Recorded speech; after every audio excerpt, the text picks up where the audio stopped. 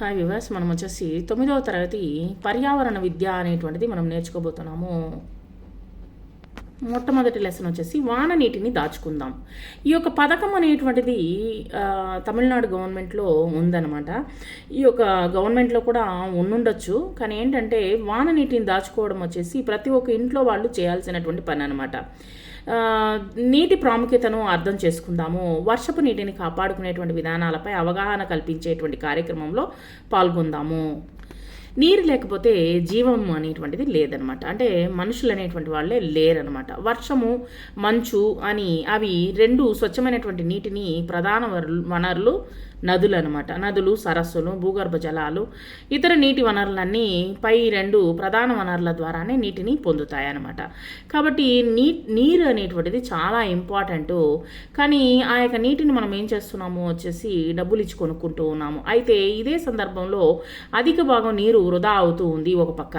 తర్వాత వచ్చేసి జనాభా పెరుగుదల, తర్వాత వచ్చేసి అభివృద్ధి వల్ల నీటి వినియోగము పెరగటం వల్ల, అంటే జనాలు పెరుగుతూ ఉన్నారు, నీళ్లు ప్రతి ఒక్కరికి అవసరము. అదేవిధంగా అభివృద్ధి చెందడం వలన నీటి యొక్క వినియోగం కూడా పెరిగిపోతూ ఉందన్నమాట. ఎందుకంటే అనేకమైనటువంటి ఫ్యాక్టరీలు వస్తున్నాయి. అనేకమైనటువంటి ఫ్యాక్టరీలకి కంపల్సరీగా వచ్చేసే నీరు అనేటువంటిది చాలా ఇంపార్టెంట్. సో ఈ విధంగా వినియోగం ఎక్కువ అవడం వలన నీటి వనరుల కొరత అనేటువంటిది ఏర్పడుతూ ఉంది.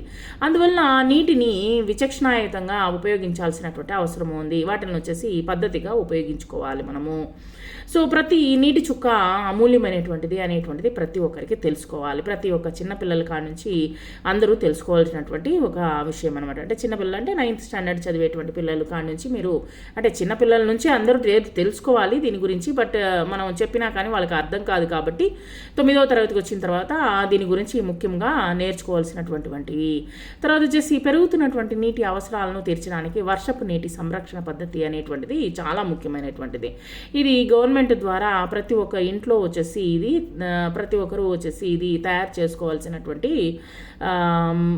ప్రాముఖ్యత అనేటువంటిది ఉన్నదన్నమాట. సరే, ఏ విధంగా పద్ధతి దేశంలో వివిధ ప్రాంతాల్లో వర్షపు నీటి సంరక్షణ పద్ధతులు ఏ విధంగా ఉన్నాయో వార్తాపత్రికలు, మాసపత్రికలు, అంతర్జాలము మొదలైనటువంటి వాటి నుండి తెలుసుకోండి. మనం వచ్చేసి ఎన్నో మనకు గూగుల్లో మనం సెర్చ్ చేస్తే మనకు అన్నీ దొరుకుతాయన్నమాట. కాబట్టి ఇక్కడ వచ్చేసి పాతకాలంలో వచ్చేసి బావులు ఉండేటువంటివి. బావుల్లో ఎక్కువ నీళ్ళను వచ్చేసి మనం వచ్చేసి నీటిని ఎక్కువగా దాచిపెట్టుకునేవాళ్ళు. అంటే ఎక్కువగా దాచి ఉంచేటువంటి వాళ్ళము, ఉపయోగించేటువంటి వాళ్ళం అనమాట. కానీ ఇప్పుడు వచ్చేసి ప్రతి ఒక్క ఇళ్లలో బావులు అనేటువంటిది లేదనమాట.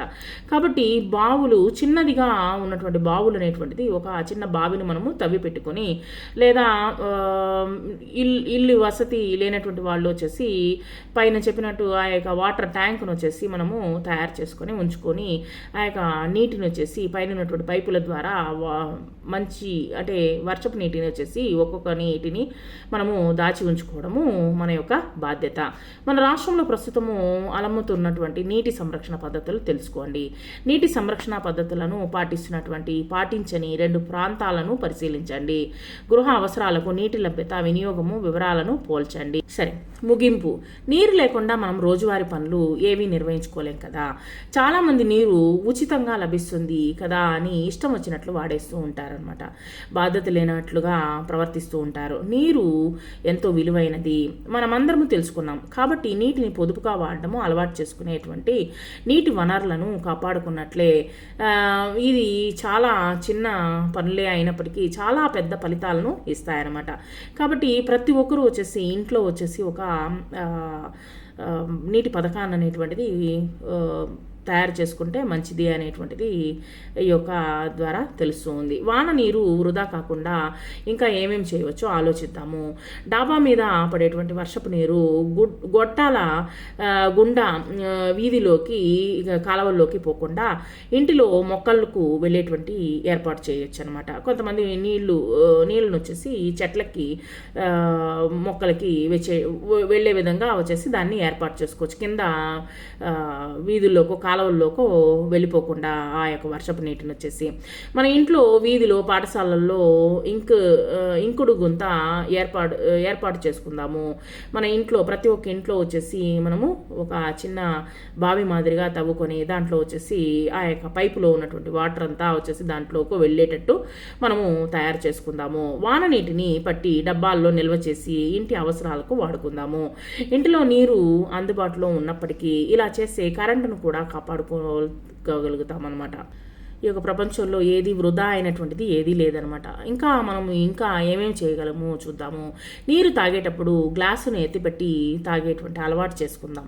దీనివల్ల గ్లాసు కడగడానికి మరొక గ్లాసు నీటిని వృధా చేయవలసినటువంటి అవసరం అనేటువంటిది లేదనమాట. ప్రతి ఒక్కరూ ఎత్తి తాగితే మనకు వచ్చేసి ఆ యొక్క ఎంగిలి అనేటువంటిది ఎవరు ఇష్టపడరు. కాబట్టి మనం వచ్చేసి ఎత్తి తాగి అలవాటు అనేటువంటిది నేర్చుకుందాము.